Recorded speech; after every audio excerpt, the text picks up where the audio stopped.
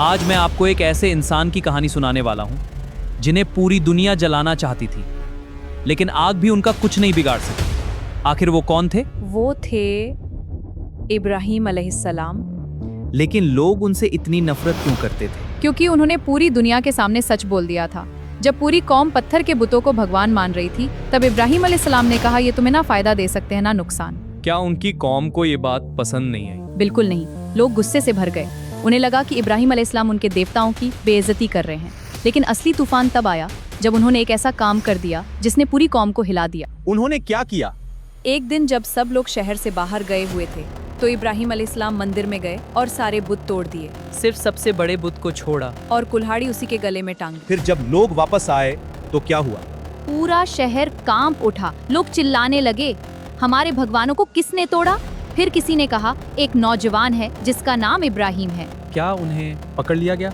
हाँ, उन्हें पूरी भीड़ के सामने लाया गया और पूछा गया, क्या तुमने हमारे बुत तोड़े हैं? फिर इब्राहीम अलैहिस्सलाम ने क्या जवाब दिया? उन्होंने बहुत गहरी बात कही। उन्होंने कहा, उस बड़े वाले बुत से पूछ लो, अगर ये बोल सकता है तो। ये सुनकर लोगों का क्या रिएक्शन था? कुछ पल के लिए सब खामोश हो गए, क्योंकि उन्हें समझ आ गया था कि उनके बुत सच में कुछ नहीं कर सकते। लेकिन सच सुनने के बाद भी उन्होंने सच को कबूल नहीं किया। फिर उन्होंने क्या फैसला लिया? उन्होंने कहा, इब्राहीम को आग में जला दो। क्या सच में इतनी बड़ी आग जलाई गई थी? इतनी बड़ी कि लोग उसके पास भी नहीं जा पा रहे थे। कई दिनों तक लकड़ियां जमा की गई, फिर आग जलाई गई, शोले आसमान तक जा रहे थे। फिर इब्राहीम अलैहिस्सलाम को आग में कैसे डाला गया? आग इतनी भयानक थी कि कोई पास नहीं जा सकता था।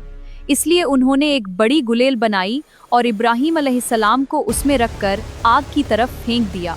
उस वक्त क्या उन्हें डर लगा? नहीं, यही इस कहानी की सबसे हैरान कर देने वाली बात है।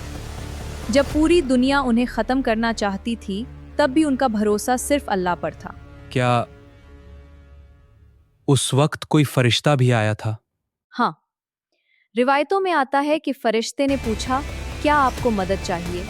लेकिन इब्राहीम अलैहिस्सलाम ने कहा, मुझे मेरा अल्लाह काफी है। फिर आग में क्या हुआ? वो मोड़ जिसे सुनकर आज भी इंसान हैरान रह जाता है। अल्लाह ने आग से कहा, ए आग, ठंडी और सलामती वाली हो जाए इब्राहीम पर। और वही आग जो सब कुछ जला रही थी, इब्राहीम अलैहिस्सलाम के लिए ठंडी हो गई। मतलब आग उन्हें जला नहीं सकी? बिल्कुल नहीं। आग ने उनके जिस्म को नहीं, बल्कि उनके दुश्मनों के घमंड को जला दिया।